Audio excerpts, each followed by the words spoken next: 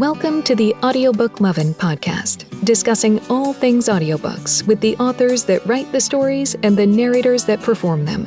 Brought to you by Viviana, Enchantress of Books. Hi, everyone. Welcome to Season 5, Episode 12 of the Audiobook Lovin Podcast presents Enchantress After Dark. This is a new series with the same great content, just a wee bit more intimate with our guests. In the past 2 years, we have been the official podcast for the Allure signing in 2022 and the Readers Take Denver conference in 2023. I'm thrilled that we're going to be Dark Star's official conference for this year, 2024. Dark Star Con is happening August 29th through September 1st in New Orleans, Louisiana. I was going to try to do an accent, not going to do it.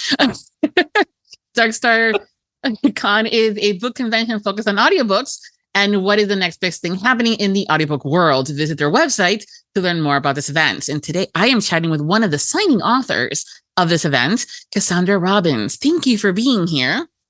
Thanks for having me. I'm so excited. Why don't we start by having you tell us a little bit about yourself, how long you've been writing, and how you got started? So let's see. I have been writing probably, it's amazing how time flies. I would say 5 years. And I always knew I wanted to write. Like I always said I was going to write a romance novel. And I started, many times in my life, but the internet wasn't really big back then. So I wanted to do historical romance at the time. So I would start something and then I was like, oh yeah, there's a lot of research. I'm out. Just life happens. I then, I get married and I have 2 kids. And I remember it was I'll never forget this. It was 10 o'clock at night. Everybody was in bed and I was in my chair and I was like, holy God, this is crazy. What is happening? I have time on my hands. I'm going to watch television. And I was just scrolling through TV and it was one bad thing after another. And I was like, why don't I just read a book? I love reading. I haven't read a book in forever. And I don't even know what I picked up. I just picked up a book and started reading. I was like, I'm going to write a book. Literally. That's how I did it. I was like, I'm going to write a romance novel. I've been wanting to do this my whole entire life. I got up the next day, went to Best Buy and was like, I need a laptop. And the guy was like, okay, what do you need it for? I'm like, I'm going to write a book. Okay. It was hilarious. He was like, well, good luck to you. And that's what I did. I just started writing. So what would you write romance? Because, you started with historic, and I understand the reason why I giggled is because I've talked to a lot of folks. They're like, oh, I love historical romance, but then the research. And I'm like, it's true, because that one moment that you write the wrong type of button or style of something, someone's going to get you on a review. Well, at that time, I didn't know anything about that. I was just like, oh, it's easy. I have it's probably 500 pages and I love it as a historical romance. I think it's fantastic.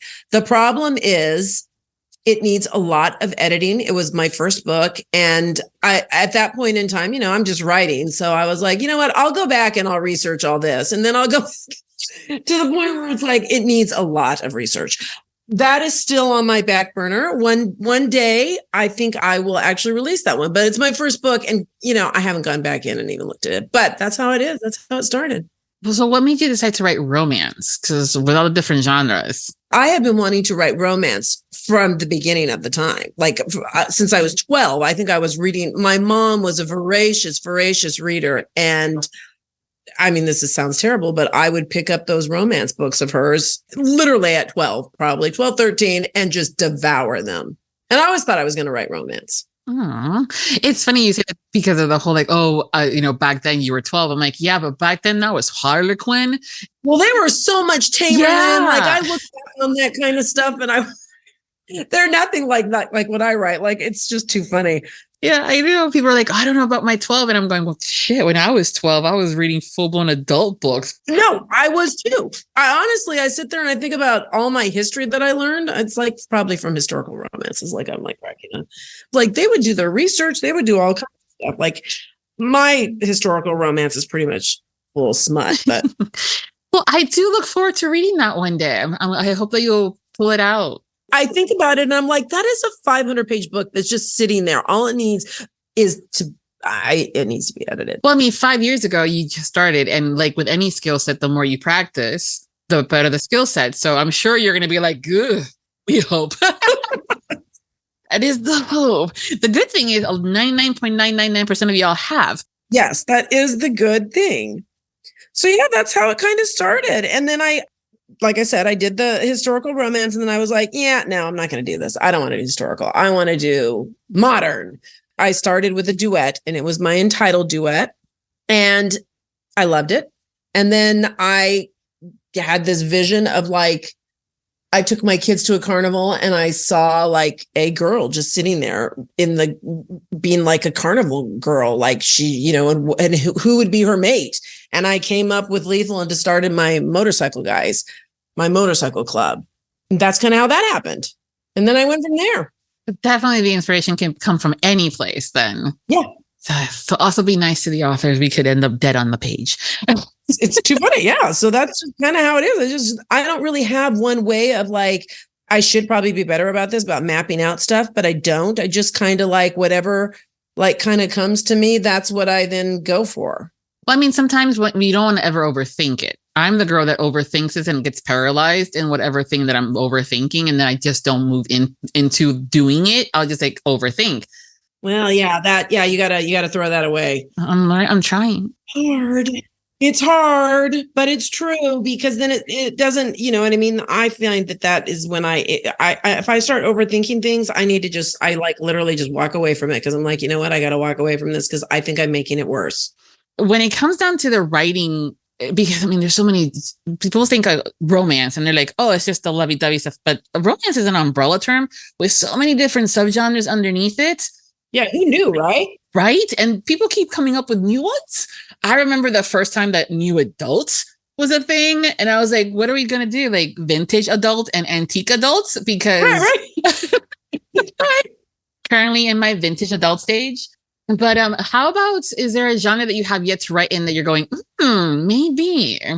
Yeah, I mean, again, like I said, I'm more of the type of author that if I get an idea and I get excited about it, that's what I'll want to write. Now, there is one idea that I have, and I've had it for a couple of years, and it's kind of like the historical romance. I haven't done it yet just because it requires a lot of world building, and I'm always seeming to be behind, but I am going to do that at some point because I love the story in my head.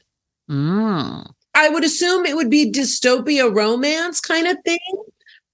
It's not really fantasy. It's more futuristic kind of stuff. And a lot of the authors sometimes get concerned about doing different genres because they're like, oh, I may have to do a different pen name because it's not what my readers are used to. I've always said, no, if you want to write a fantasy today and tomorrow you're doing contemporary or vice versa, I love your writing style. I'm just going to read whatever you write. I've heard that too. And I don't know if that's right or wrong. It takes me forever to get anything anyway. So I'm just going to stick with my name. Like the thought of trying to do a new pen name is kind of fun. And like when you think about it, but I don't know if I can commit to like I'm going to be able to do all these books in this pen name. You know what I mean? Like if I did one, it would probably be just a one and done because I had this idea kind of thing. I would think, I don't know. Yeah, my thing is like, I had to come up with branding for that one new name. I'm like, oh. It took me forever to get this one done. It's like, oh my God. Yeah. As an author and writer, what is the best scenes for you to write that you love writing? I know this sounds ridiculous, but I have always had the best luck with writing my sex scenes. They seem to flow very easily for me, and I have to do very little editing with those. So yeah, those are my easiest scenes. The other ones require way more time because of the world building and this and that and the other. Yeah, I'm used to talking to a lot of the authors who are like, yeah, we write insert sex scene here and then keep moving. You know what? I've never been able to do that. I wish I could, because sometimes I've seen that many a times. It's interesting to me how they will plot out everything. I don't do that at all. I literally just start so bad. I just start writing and kind of see where they go, and they tell me, I don't know. It's amazing. I can even write books. I don't know what I'm doing. Our brains all work differently. I know some people are like the plotters and the pansters. I will probably be a mix of the two, and then who knows what that would be and look like. Well, yeah, I try to plot, but it never goes the right way. And it's funny because this new one that I'm writing right now, that I'm on chapter 1, I'm really, really, really trying to kind of like be better and like, because I think I will write faster if I can actually, plot it out a little bit. So we'll see. Do the characters talk to you? Yeah, that's kind of how I do. I just sit there and they just kind of like literally talk, and I just write what they're saying and scene and everything else. That probably is what makes it a little harder for you to plan things, because you could be planning to talk to this one person. Yeah. And then the other one's like, hello. Yeah. I would never be able to say, insert something here or go, you know what I mean? Like, I have to write it chapter by chapter because who knows what they're going to say in that chapter. You know what I mean? If anything at all. I know sometimes they get quiet and you're going, really? Well, there is that time, and you just got to kind of, like I said, walk away and kind of see what's going on. Yeah. Like what am I doing here? What has happened? Or someone will be like, so where are you going with this? I'm like, that's a good question. Where am I going with this? When the author doesn't even know, you're going, I don't know. They'll tell me where I'm going with this sometime in this book. I find it fascinating about the character speaking to you guys. I can see it happening. Because when I read, it's almost like a movie in front of me. I kind of see it that way. So I can only imagine them popping into your head saying, hey, when do I get my book? Well, that happens a lot too, where I get hooked on a character and I'm like, this is going to be my next book. And then something else happens and I'm like, no, this is going to be my next book. And then, but I've led everybody kind of like up to this point where I'm like, this is my next book. And they're like, okay, where's your next book? This is kind of like what I just released with my rock stars. I wanted to do a rock star series and I released Rise. And then all of a sudden I came up with this idea of my Jet Powers, my lawyer. So I dropped that and then moved in another totally different direction. I think I did another Disciples and I went on to Forbidden. Then I was like, okay, I need to either do book 2 or I need to like just kind of dump out on this series because this has been now like 2.5 years. You know what I mean? These things happen. So, I mean, I don't really know. I'm not saying I won't continue on with my rock stars because if they talk to me, they will. But it's like I had so much fun with Rain and I love it. But now I'm kind of like, again, now I'm off doing something else. So I don't. Well, I mean, nowadays, everyone wants like the series and have it be a complete series all at once. Again, growing up, as you did as well, we got a book and it was whatever the hell the author gave us. And sometimes, even though you may have wanted the second brother to get the story, we're like, no story's there. We're going, okay, fine. And now we're hounding you guys on social media. What's next? Well, and that's my whole point, too, because I'm like, yeah, what is next? I have no rhyme or reason here on that. It would be better. And I really need to start thinking about it. But yeah. Hey, well, your formula isn't broken right now. So you're good. I'm just trucking along. Hoping for the best. The amount of stuff that goes behind the scenes with you guys as authors, writing the stories, coming up with the things, we get the final book and we're going, and it took you months to write it. We finish it in less than 24 hours and we're like, when's next? What happened? What's next? And that's the whole thing too. And also I used to be I don't know if it's because I'm getting older or whatever, or it's just like, I'm like slow as forever. Like I'm ding, ding, ding, ding, ding. And again, I think it's also because you're going back in after you write a chapter and you're fixing up and you're trying to get more and more, easier for your editor and this and that and the other. So I don't know. I'm like, I'm going to be done with this book in 6 weeks. And of course, my husband's like, why do you do this to yourself? I'm like, nope, I am going to, and cut to 6 weeks later. I'm like, okay, I'm on chapter 3. All right, I got to get going here. I'm really going to try to be better this time. Well, that's better. I thought you were going to bust out with chapter 1. I'm like, oh, but chapter 3 is better. You never know with me. But no, it's kind of funny because I just released and I'm like, you know what? I'm going back in and I'm starting because I have this idea and I want to get it done and I want to get it going, see what happens. So I know that next question I want to ask you tends to be a bit of a because kind of like when you have kids and you have them, you don't have a quote unquote favorite. But of all the characters that you've created, is there one that you connect with the most and why? Yeah, see, this is a very tricky one because I love all of them. I can say that I have 3 that I probably would say are my favorites. So the first one would be Reed because he was in the Entitled and he was my first guy. He was my first one. I love Reed. I know a lot of people hate him, but I loved him. I love Blade, same type of thing. He's my first, maybe it's my first books. He's my president in the Disciples. I love him. He holds a special spot. And then I love Jet Powers, my defense attorney. He kind of holds a special spot in my heart too. So I have 3. I say I love all of them. I love Axel too. Probably Axel would be in there too, because he always sneaks in a lot too. So I'd add him in there too. Yeah. Well, that's also why I kind of phrase the questions differently now, in sense of like, instead of which ones do you love, I was like, which ones do you connect with the most? Because sometimes it could be not a favorite, but you connected it with them the most for whatever the reason. But yeah, those 3 are good. Yeah. To figure that out. 3 is always good. I like having multiples. It's not a problem. Good. Yeah. When did you decide to release your titles in audio? When did I do that? So it's probably been like 3 years. And I started with Dreamscape just because they got in contact with me. And at that time I was like, sure, whatever.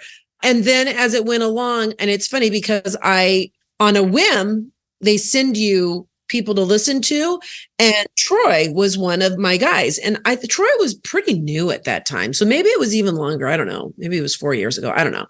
It was for Lethal. And I heard Troy's voice and I was like, okay. He could be Blade. He could be a biker. Yeah. He has a good growl. So that's kind of how I did it. And then I just kind of literally, Troy does he's done almost all of it. Yeah. He's like my guy. I am branching out now just because I'm like, okay, literally every single one of my books is Troy. After I'd done that for a while with Dreamscape, I was like, why don't I just, Troy and I were talking one day. He's like, we should self-produce it. You should self-produce, it's me and blah, blah, blah, blah, blah. So we kind of did it like that. I did Power and Rule with Darkstar. The rest are with Dreamscape. But then this upcoming one, I will self-produce again too. Yeah, sometimes the listeners are like, oh, don't change the narrators. And I'm like, okay, if it's in the middle of a series and it's the same arc and the same characters overall, and then because there's like one series, for an example, during the Joneses, it's the same character and heroine throughout all like 12 books. Changing the narrator during that is a big no-no. That would be, yes, I would agree with that 100%. But I don't really do any books. All my books are standalones, kind of, except for my duet. But even then, if it was a series and there's different couples, I'm all for the change it up a bit. As long as they have the correct pronunciations of the name consistent. Well, agreed. And I love changing it up too. I mean, that's the whole thing. When I first started, you don't, it's like anything else. You're learning as you go along. I didn't realize, how much fun it is too, to pick narrators and that kind of stuff. So do you find it difficult to cast a narrator for a character because, you hear them in your head, and as good as they might be? What I did was, so I don't know if you're familiar with Corvin King. He has a really good growl too. And I had heard him with Darkstar. I was doing Power, and his voice came up, and I kind of had him in my head a little bit when I was writing Rule. Because that's Jet's, my defense attorney's brother. Mm-hmm. But other than that, I don't. I go with kind of a clean slate. And then when I try to cast it, I go with the closest that you can get. Most of my books are pretty gritty and stuff anyway, and pretty.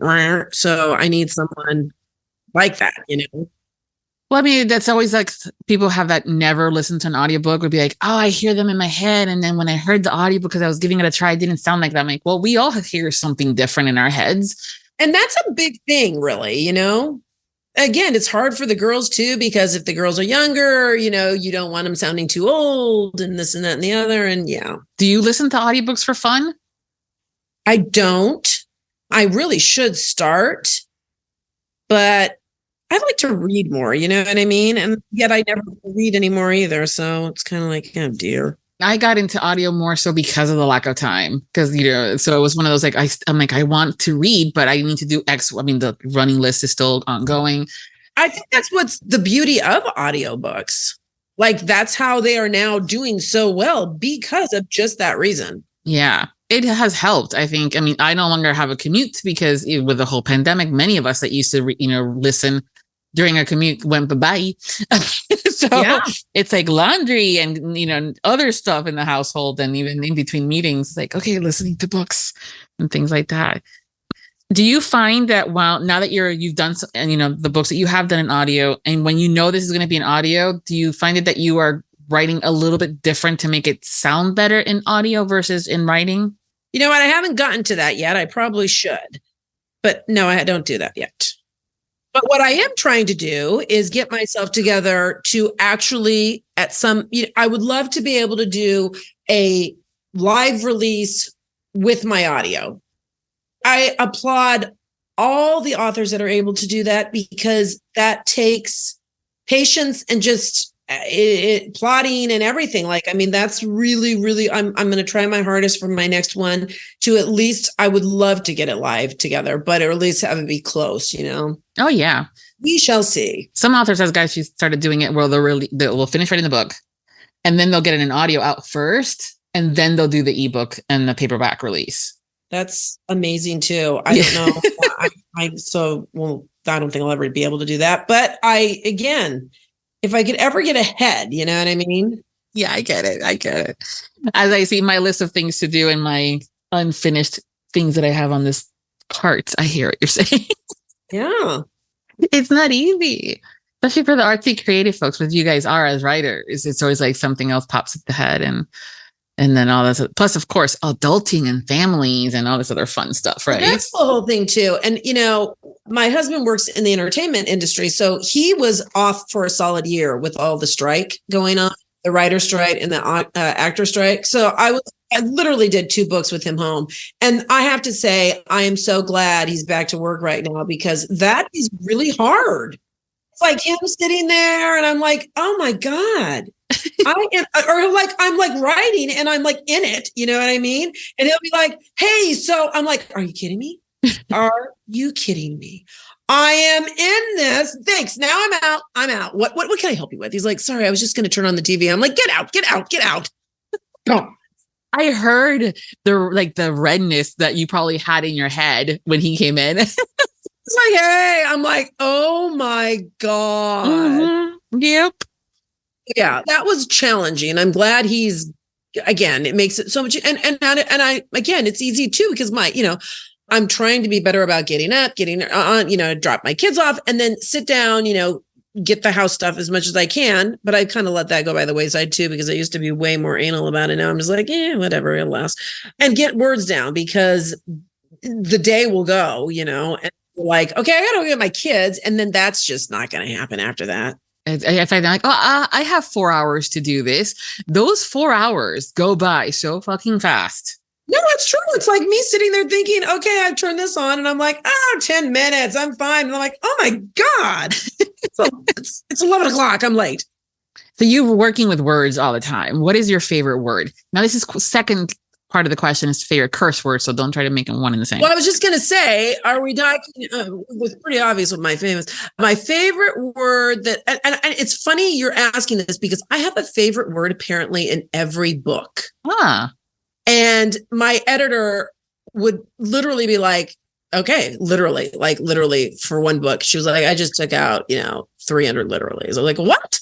Or I think I had like 500 just in one book. She was like, and I'm just taking them all out. I was like, oh, thank you.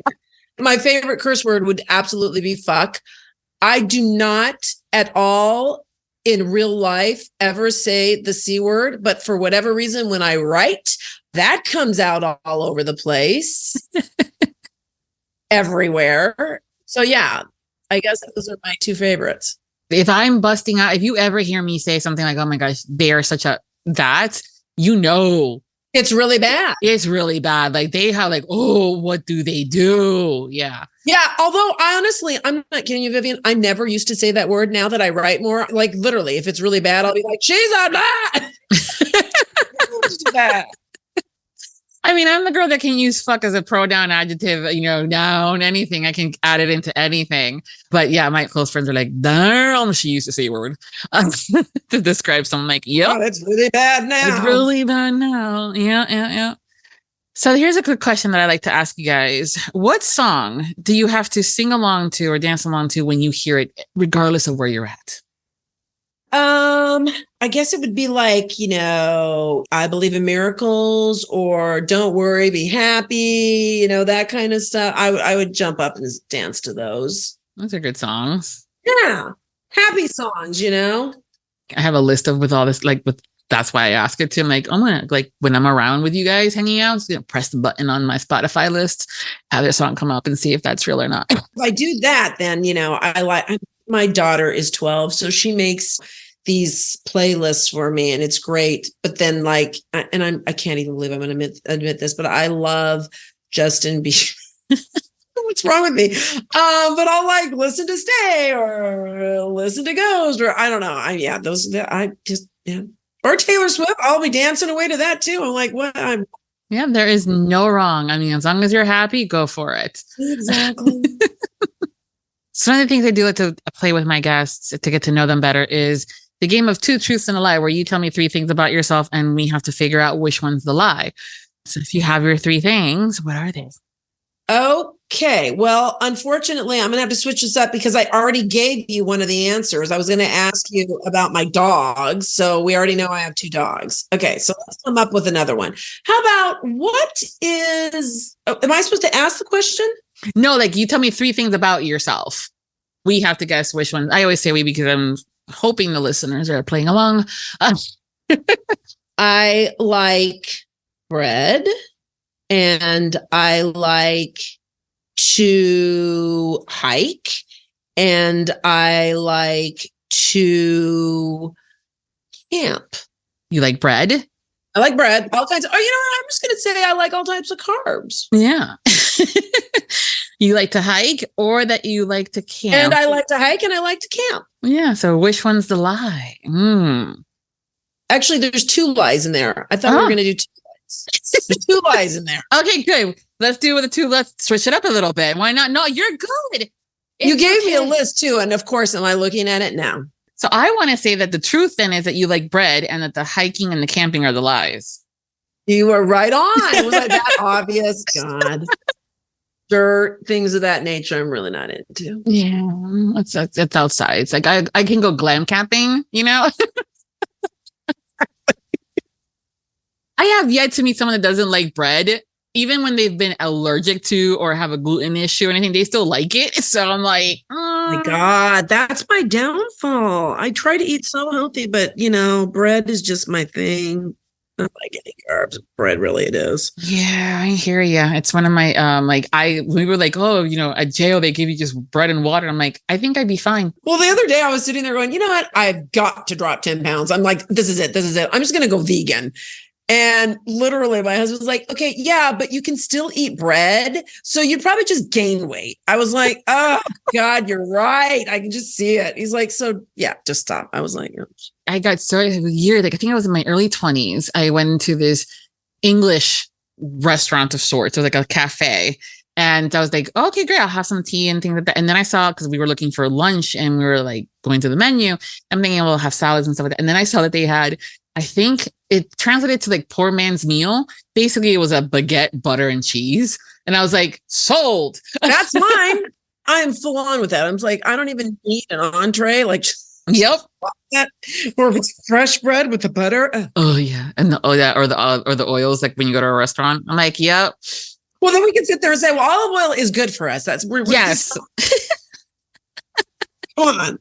And then you would go with it's portion control, but then they come around and say, would you like another one? I'm like, would you like more? You're like, yes. Life is way too short to not indulge in some of the stuff that makes you happy. And if bread is one of them, have at it. So the other thing, which you have not been through this yet. So this came about because during the Patreon side of things, I asked my guests, would you rather questions where, you have to choose between 2 things. And one of the questions has always been would you rather tell everyone your guilty pleasures or never partake in any of those guilty pleasures ever again? And that's it. And then, usually they're like, oh, I will tell everybody. Well, that's easy to say when no one's going to follow up with a question of what they are. And then the running joke, quote unquote, is that I'm like, okay, well, no worries. Next time you come back, we'll talk about your guilty pleasures and we'll, go from there. But I'm like, you know what? This is Enchantress After Dark. I'm going to ask you. Right. Right. So your guilty pleasures. I'm so boring though on this, but I will tell you my guilty pleasures. But again, you're going to be like, really? I would say one of my biggest guilty pleasures would have to be reading. Like I said, I love to read, and yet I never read anymore. And that it's just, so if I actually say, you know what, I am setting aside time to pick up a book, it's like a major thing for me. And it is literally a guilty pleasure. Like, I love it. Good. I mean, everybody always like, oh, guilty pleasures has to be this like earth shattering, huge momentous kind of thing. And I'm like, I'm kind of like, if I like it, I'll already do it. So I don't really have any. And people have said that to me too. They're like, oh, there's no such thing as like a guilty pleasure kind of a thing. Guilty pleasure, I just might like, if it's pleasurable, I'm going to like do it. Yeah. So yeah. So, but that is one that I honestly say that I actually don't do, that I truly do enjoy. Okay. And I wish I could do more often. You and I are in the same boat, sister. Yeah. I mean, getting lost in a book is a wonderful thing. I feel kind of sad because my kids, both my children, do not enjoy reading the way I would hope that they would. And I don't know if it's because they live in an electronic world, but it makes me kind of sad on that, because my son is, 100% into videos and games and electronics and building games and all that kind of stuff. And then my daughter, which I find really interesting, is 12. And I would think, but again, I can't even like recommend romance to her. Like, she's like, should I read one of yours? I'm like, oh, dude. I don't think you can ever read mine. Like, what are you, nuts? You know what I mean? So she'll try to do fantasy, but it's an interesting thing. So yeah. Because I think, like I said, it's a wonderful pleasure. It is. They should try audiobooks. They might find that they can multitask and build something while listening versus just the focus. It's hard because, like, it's like anything else. They're on those headphones. Yeah. But they're all listening to YouTube and I'm fascinated at it too, by their ability to multitask. You know what I mean? Like, it's like play a game and listen. I'm like, wow, that's amazing to me. Yeah. Well, I mean, I did have to study. For me, studying, I retained things more when I was studying with music in the background versus complete silence. They say that all the time. I need silence. Like, if I'm in the zone, I guess I can kind of block you out. Well, it's interesting, weird things. But if it's like, for example, my husband being home, like if he'd put on a cooking show where they're like talking, all of a sudden I'd be like, okay, I'll start listening to the show. But if it's sports, I can kind of block it out. I'm not one of those authors, that writes to music. I need silence. I know a lot of authors do, but for whatever reason, I have to have silence. I mean, like, I used to get in trouble. I'm like, Mom, this is how I retain. And she's like, how are you focusing on what you're studying with the music? It's Nirvana. I'm like, oh. I know. That's what my kids are the same way. They love it. But it works. So I'm like, okay.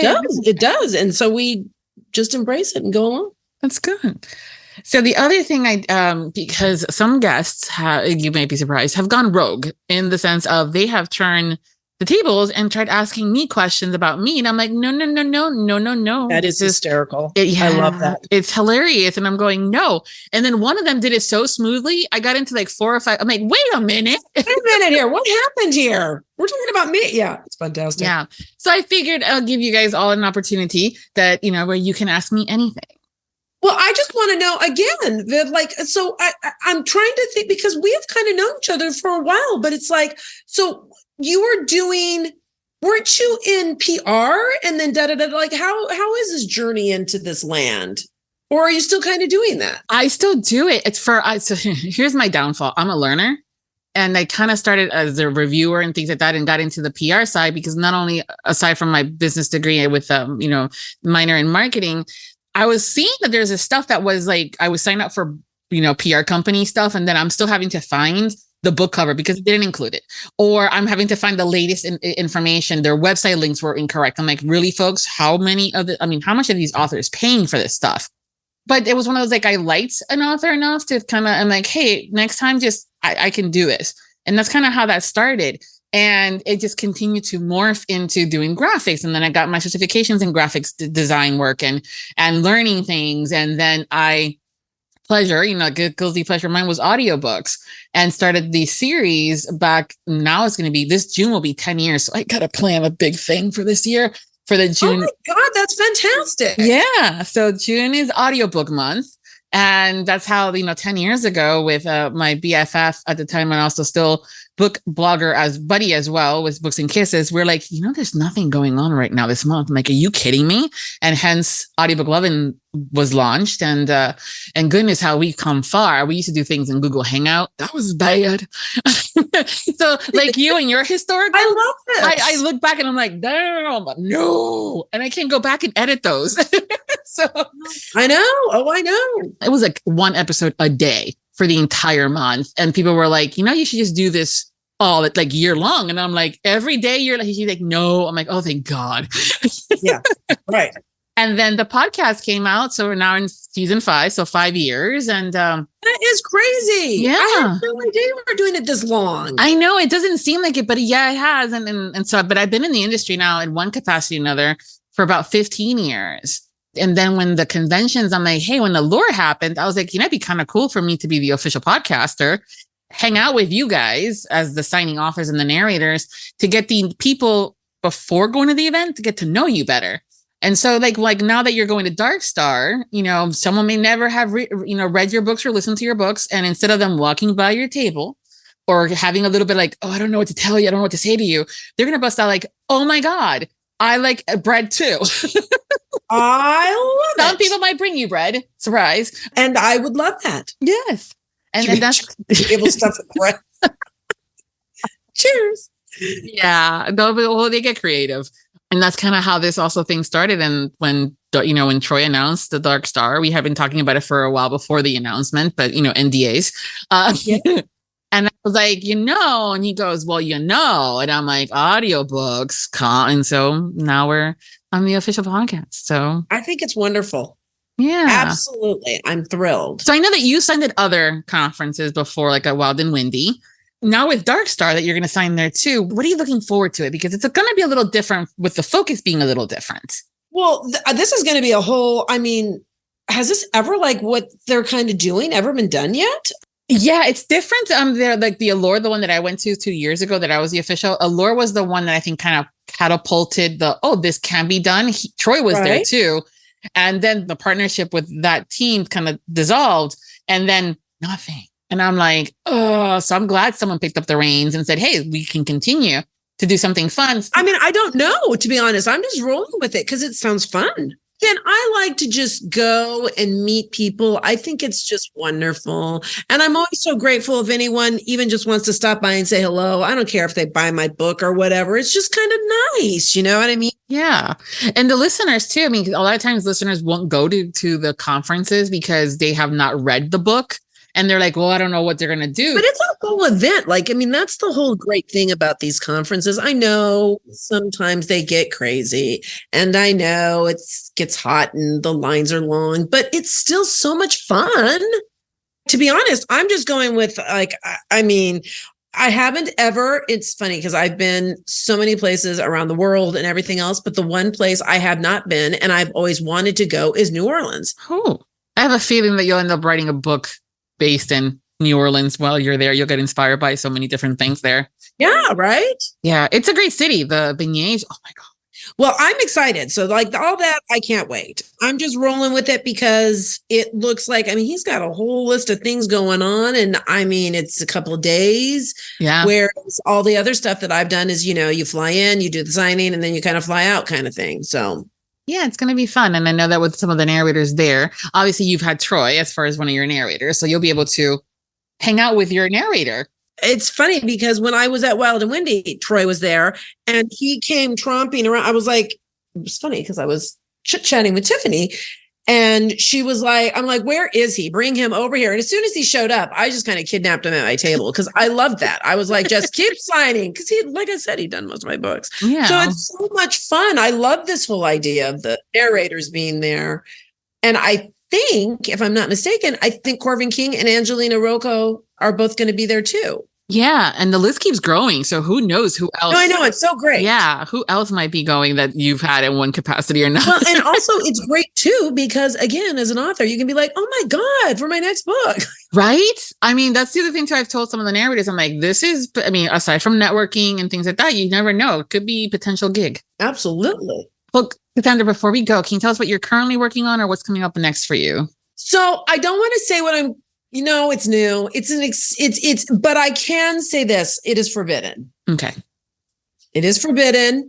And yeah, that's what I can say as of right now. I'm hoping to have it out in April. Okay. But as we noticed, I sometimes don't follow that. But this time I'm going to try my hardest. Okay. Well, I'll check in on you. How's that going? Yes. Yes. And this was so much fun. Yes. Thank you for taking the time. And so, I mean, we've known each other for years, like you said, and we're just have never. So thank you for trusting me to pop your cherry for being your first podcast. Thank you. Exactly. And it was so much fun. Thank you. If you're not following Cassandra on social media, don't worry. I will give you guys all the links so you do not have to go hunting for them. They will be over at the landing page of Viviana Enchantress of Books. Make sure to grab your Dark Star Con tickets now and meet Cassandra, but also some of your other favorite authors and narrators. You can visit their website, www.darkstar.com, to learn more and purchase your tickets. Everyone, thanks again for listening. And until next time, happy listenings. Thank you to all of our Audiobook Lovin Podcast Patreon. The Audiobook Lovin Podcast has special Patreon access levels. Join today to receive benefits including early access to episodes, shoutouts, special exclusive content, and much more. Support the podcast by becoming a Patreon at www.patreon.com/audiobookloving. We thank you for your support. Thank you for joining us on the Audiobook Lovin Podcast, hosted by Viviana, Enchantress of Books. For links and more information discussed in today's episode, previous podcasts, or the Audiobook Lovin Series, please visit our website, vivianaenchantressofbooks.com. If you enjoyed today's episode, please leave a positive review wherever you listen to our podcast. Until next time, happy listening.